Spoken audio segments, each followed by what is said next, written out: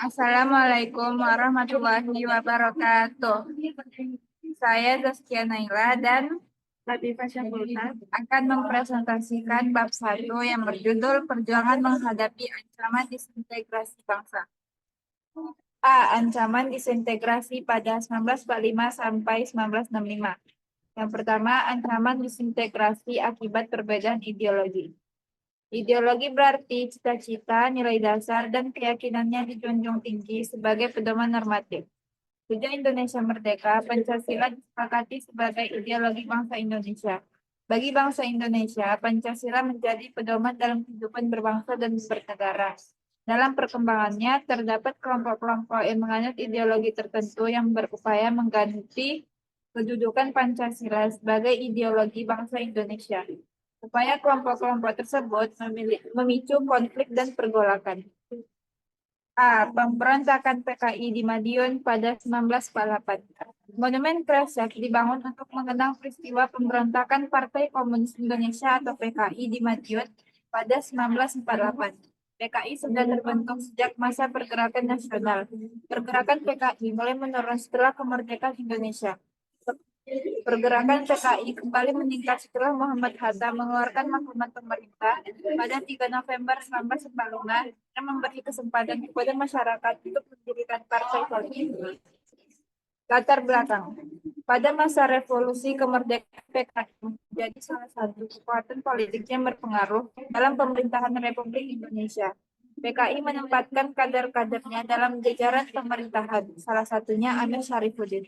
Bahkan Amir Syarifuddin pernah menjabat sebagai Perdana Menteri Indonesia. Akan tetapi, pada masa pemerintahan Kabinet Hatta, golongan kiri PKI tersingkir dari pemerintahan. Kondisi tersebut terjadi karena pemerintah mengurangi pengaruh golongan kiri dalam tubuh angkatan perang. 2. Jalannya pemberontakan. Pada Juni 1948, PKI melancarkan aksi sepihak di daerah Surakarta, Kediri, dan Purwodadi. Aksi sepihak PKI tersebut didalangi oleh Musa, Amir Syarifuddin, dan M. Halukman. Mereka mengerahkan massa PKI untuk melakukan pemogokan dan penculikan terhadap orang-orang politik PKI. 3. Upaya penumpasan. Pemberontakan PKI di Madiun mengancam keutuhan bangsa. Untuk menumpas pemberontakan tersebut, pemerintah Republik Indonesia melancarkan operasi militer di Madiun. Pemerintah mengirim divisi Siliwangi 1 dan divisi Siliwangi 2 di bawah pimpinan Kolonel Sungkono dan Kolonel Subroto untuk menyerang gerakan PKI di Madiun. Pasukan divisi Siliwangi 1 menyerang Madiun dari arah timur, sedangkan pasukan divisi Siliwangi 2 menyerang dari arah barat. B. Pemberontakan DI atau TII. Pemberontakan DI atau TII tidak lepas dari keputusan Perundingan Renville. Keputusan tersebut ditentang oleh mantan anggota Laskar Hizbullah Sekharmaji Marijan Kartosoebirjo. Menurut Kartosoebirjo, keluarnya pasukan Siliwangi dari Jawa Barat sama artinya menyerahkan wilayah Jawa Barat kepada Belanda. Oleh karena itu, saat para pemimpin pemerintah dan TNI hijrah ke wilayah Jawa Tengah, Kartosoebirjo memilih tetap tinggal di Jawa Barat bersama para pemimpin. C. Pemberontakan G30 SPKI. Pada 1965, PKI kembali melakukan pemberontakan terhadap pemerintah Indonesia. Kebijakan Presiden Soekarno yang merupakan ajaran nasionalis, sosialis, dan komunis dimanfaatkan PKI untuk menyebarluaskan pengaruhnya. Dalam perkembangannya, PKI berhasil menanamkan pengaruhnya di jajaran pasukan pengawal Presiden Cakra-Birawa, Angkatan Udara, dan beberapa unit Angkatan Darat. Pada 30 September 1965, PKI di bawah pimpinan Letnan Kolonel Untung Sutopo mulai melancarkan aksinya di Jakarta dan Yogyakarta dengan menculik dan membunuh sejumlah petinggi Angkatan Darat yang anti-komunis. 2. Ancaman disintegrasi akibat konflik kepentingan. A. Pemberontakan APRA. Pemberontakan Angkatan Perang 1A atau APRA belakangnya ketidakpuasan beberapa pejuang terhadap kebijakan pemerintah Republik Indonesia Serikat. B. Pemberontakan Andi Aziz. Pemberontakan Andi Aziz muncul sebagai bentuk ketidakpuasan daerah terhadap kebijakan rekonstruksi dan rasionalisasi angkatan perang. C. Pemberontakan RMS. Pemberontakan RMS terjadi karena penolakan kebijakan pemerintah yang ingin membubarkan negara-negara bagian dan menyatukan dalam Negara Kesatuan Republik Indonesia. 3. Ancaman disintegrasi akibat sistem pemerintahan. Berdasarkan hasil konferensi meja bundar, negara Indonesia berbentuk federal dengan nama Republik Indonesia Serikat. Terdiri atas Republik Indonesia, Negara Pasundan, Negara Madura, dan Negara Indonesia Timur. Akan tetapi, bentuk pemerintahan ini hanya berlangsung kurang dari 1 tahun. Negara-negara bagian selain Republik Indonesia yang bergabung dalam BFO menunjukkan ketidakpuasan terhadap bentuk negara federal. Akhirnya Indonesia kembali ke bentuk negara kesatuan pada 17 Agustus 1950. A. Pemberontakan PRRI. Kondisi politik dan pemerintahan Indonesia yang tidak stabil setelah pembubaran DRIS memicu munculnya gerakan PRRI. Gerakan PRRI dimulai dengan pembentukan dewan-dewan daerah seperti Dewan Bantang, Dewan Gajah, Dewan Gajah, dan Dewan Manguni. Setelah pembentukan dewan-dewan tersebut, pada 10 Februari 1958, Letkol Ahmad Hussein mengeluarkan ultimatum agar Kabinet Juanda mundur dari kursi pemerintahan. Akan tetapi, pemerintah pusat tidak menanggapi isi ultimatum tersebut. Oleh karena itu, pada 15 Februari 1958, Letkol Ahmad Hussein memproklamasikan berdirinya PRRI di Bukit Tinggi, Sumatera Barat. B. Pemberontakan Semesta. Perjuangan Semesta atau Perjuangan Rakyat Semesta dideklarasikan oleh Letkol Vences Mual pada 2 Maret 1957. Pembentukan gerakan Permesta dilatar belakangi oleh ketidakpuasan daerah Sumatera dan Sulawesi dengan pembagian alokasi biaya pembangunan dari pemerintah pusat. Gerakan Permesta menginginkan perhatian pemerintah pusat terhadap pemerintah daerah. Dalam perkembangannya, para pelajar, mahasiswa, pemuda, dan mantan perwira KM mendaftarkan diri menjadi pasukan dalam Angkatan Perang Permesta. Pasukan Permesta melakukan pemberontakan terhadap pemerintah Republik Indonesia dengan cara bergerilya. C. Persoalan negara federal dan BFO. Pembentukan BFO memunculkan dua golongan berbeda pandangan. Golongan pertama adalah golongan federalis yang pro-Belanda. Golongan ini berusaha mempertahankan untuk negara federal dengan tetap menjalin kerjasama dengan pemerintah Belanda.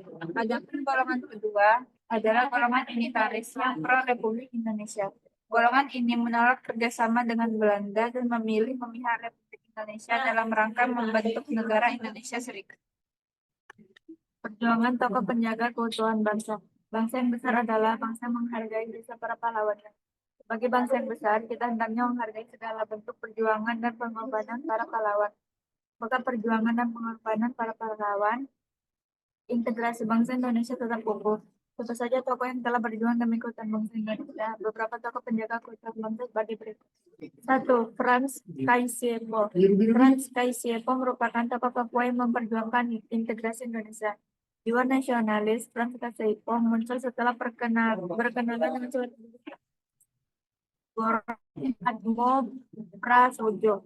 Frans Kaisiepo menentang penggabungan Papua ke dalam negara Indonesia Timur atau NIT.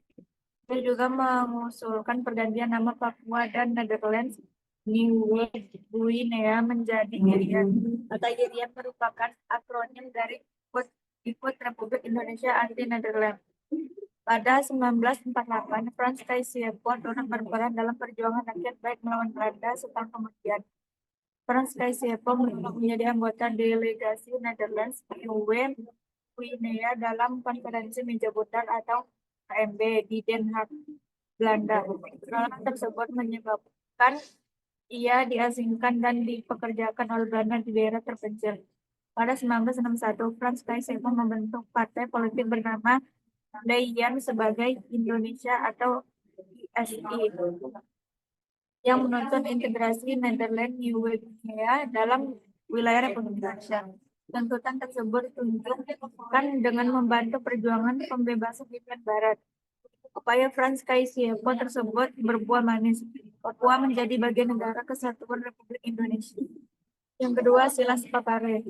Telas Papure 1945 merupakan tokoh Papua yang memperjuangkan merdeka integra atau KM. Pembentukan Prokijuan menghimpun Tenare membentuk Komite Indongan Perjuangan dalam mempertahankan proklamasi kemerdekaan. Pada Desember 1945, Silas berusaha memengaruhi para perkusi tersebut.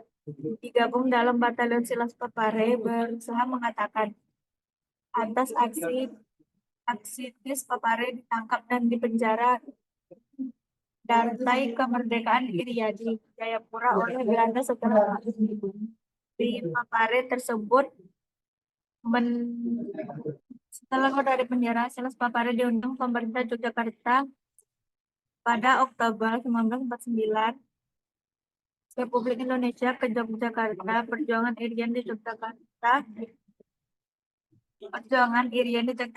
untuk membantu pemerintahan Indonesia integrasi wilayah Irian Barat sebagai daerah Republik Indonesia.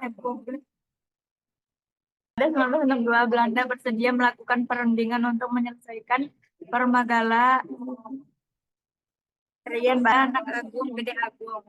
Anak Agung Gede Agung berperan dalam mengadakan pertemuan Show Federal untuk menghadapi konferensi meja bundar. Selain itu, ia aktif memperjuangkan kedaulatan Indonesia melalui jalur diplomasi. Setelah Indonesia memperoleh pengakuan kepada Anak Agung Gede Agung, diangkat sebagai Menteri Luar Negeri Indonesia 1955 sampai 1956. Setelah menjabat Menteri Luar Negeri Indonesia, Anak Agung Gede Agung menjabat sebagai DUT Republik Indonesia untuk Belgia pada 1951 dan Duta Besar Republik Indonesia untuk Perancis pada 1930. Sri Sultan Hamengkubuwono IX merupakan Raja Kesultanan Yogyakarta yang dinobatkan pada 18 Maret 1940. Pada September 1945, Sultan Hamengkubuwono IX menyatakan Kesultanan Yogyakarta sebagai Republik Indonesia sejak masa awal kemerdekaan. Sultan Hamengkubuwono IX telah memberikan banyak fasilitas dan jaminan keamanan bagi pemerintah Republik Indonesia untuk menjalankan pemerintahan. Sebagai contoh, Sultan Hamengkubuwono IX memberikan bantuan logistik dan perlindungan bagi kesatuan-kesatuan ketika revolusi kemerdekaan berlangsung. Sultan Syarif Qasim II merupakan Raja Siak Indrapura Riau. Ia dinobatkan sebagai Raja Siak Indrapura pada 1915. Ketika berita proklamasi kemerdekaan Indonesia sampai ke Siak, Sultan Syarif Qasim II segera mengirim surat kepada Soekarno-Hatta. Ia menyatakan kesetiaan dan dukungan terhadap pemerintah Republik Indonesia. Dukungan Sultan Syarif Qasim II terhadap pemerintah Indonesia ditunjukkan dengan tindakan menyerahkan harta senilai 13 juta Gulden untuk membantu perjuangan pemerintahan Indonesia. Selain itu, Sultan Syarif Qasim II membentuk Komite Nasional Indonesia di Siak, Tentara Keamanan Rakyat atau TKR, dan Barisan Pemuda Republik. Ia juga mengibarkan bendera merah putih di Istana Kesultanan Siak dan mengajak raja-raja lokal di Sumatera Timur untuk mendukung Republik Indonesia. Pada masa revolusi kemerdekaan, Sultan Syarif Qasim II aktif menyuplai bahan makanan dan kembali menyumbang hartanya untuk perjuangan pemerintah Indonesia di Yogyakarta. Dalam perkembangannya, Belanda sempat menawari Sultan Syarif Qasim II menjadi Sultan Pemerintahan Belanda. Akan tetapi Sultan Qasim II menolak Belanda dan tetap bergabung dengan pemerintah Muhammad Yamin dikenal sebagai tokoh nasional yang berjuang demi integrasi bangsa melalui pemikiran politik dan sastra. Sejak masa pergerakan nasional, Muhammad Yamin telah memotivasi pergerakan bangsa Indonesia. Keterlibatannya dalam politik dimulai ketika bergabung dengan Jong Sumatrenan Board. Muhammad Yamin juga menjadi pelopor Ikrar Sumpah Pemuda. Selain itu, ia menjadi salah satu tokoh yang menyumbangkan konsep Pancasila dan UUD 1945. Pada era kemerdekaan, Muhammad Yamin mengisi jabatan-jabatan penting dalam pemerintahan, salah satunya anggota KNIP. Selain itu, Muhammad Yamin pernah memegang jabatan sebagai menteri, yaitu Menteri Pendidikan dan Kebudayaan serta Menteri Penerangan. Muhammad Yamin juga merupakan sejarawan yang menghasilkan banyak karya Muhammad Yamin ada antara lain Gajah Mada, Sejarah Peperangan di Penogoro, dan Tan Malaka. Terima kasih.